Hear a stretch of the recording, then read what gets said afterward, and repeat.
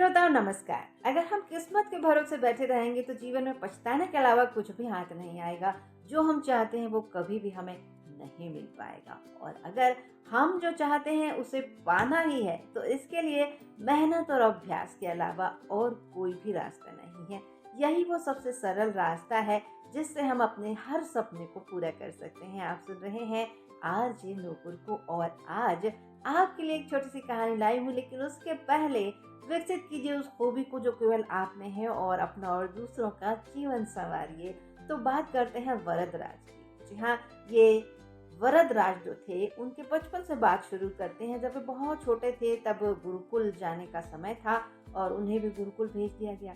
वे अपने साथियों से घुलने मिलने लगे, गुरुकुल में पढ़ाई करने लगे, लेकिन उन्हें कुछ भी समझ में नहीं आता था। जो भी उनके गुरुजी पढ़ाते थे वो उनके सर के ऊपर से गुजर जाता था। वो कोशिश करते थे समझने की, लेकिन समय बीतता गया, चीजें उनकी समझ में नहीं आई। एक साल बीत गया और उनके साथ ही अगली कक्षा में चले गए, लेकिन वरदराज वहीं रह गए। तब उन्होंने सोचा कि लगता है शिक्षा मेरी किस्मत में नहीं है। उन्होंने अपने गुरुजी से आज्ञा मांगी। गुरुजी ने भी कहा कि बेटा तुम भी अपने घर जाओ। मैंने हर तरह का प्रयास करके देख लिया, लेकिन तुम सफल नहीं हो पाए। घर जाओ और घर वालों के साथ काम करो, उनकी सेवा करो। अब वरदराज चल पड़े। रास्ते में उन्हें प्यास लगी। प्यास के लिए वे ढूंढने लगे कि पानी कहाँ पिए। पास में एक कुआं दिखाई दिया जहां महिलाएं पानी भर रही थी।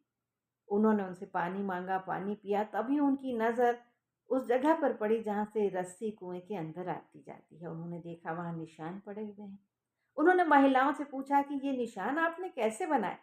महिलाओं ने कहा कि ये निशान बनाने की जरूरत नहीं पड़ती है। जब बार बार रस्सी पानी लेने के लिए कुएं में उतरती है तो ये निशान अपने आप बन जाते हैं।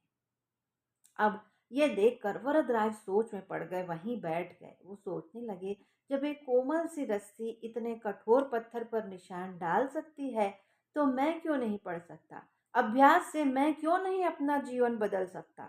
वहीं बैठकर उन्होंने निश्चय किया कि चाहे कुछ भी हो जाए, जब तक वे एक विद्वान नहीं बन जाएंगे, अपनी शिक्षा पूरी नहीं कर लेंगे, घर वापस नहीं जाएंगे। और पूरे दृढ़ निश्चय के साथ वे वापस अपने गुरुकुल लौट आए। गुरुजी भी उन्हें देखकर आश्चर्यचकित हुए, लेकिन उन्होंने एक बार फिर से आज्ञा मांगी कि गुरुदेव मुझे अपनी कक्षा में बैठने की अनुमति दें। और वो दिन था, और उसके बाद कभी वरदराज ने पीछे मुड़कर नहीं देखा। वे संस्कृत के एक प्रकांड विद्वान बन गए, जिन्होंने संस्कृत के बड़े बड़े ग्रंथों की रचना की। तो ये होता है अभ्यास का कमाल, जो हर कोई कर सकता है और अपनी किस्मत को संवार सकता है, अपने हर सपने को पूरा कर सकता है। सुनते रहिए आरजे नुपुर को।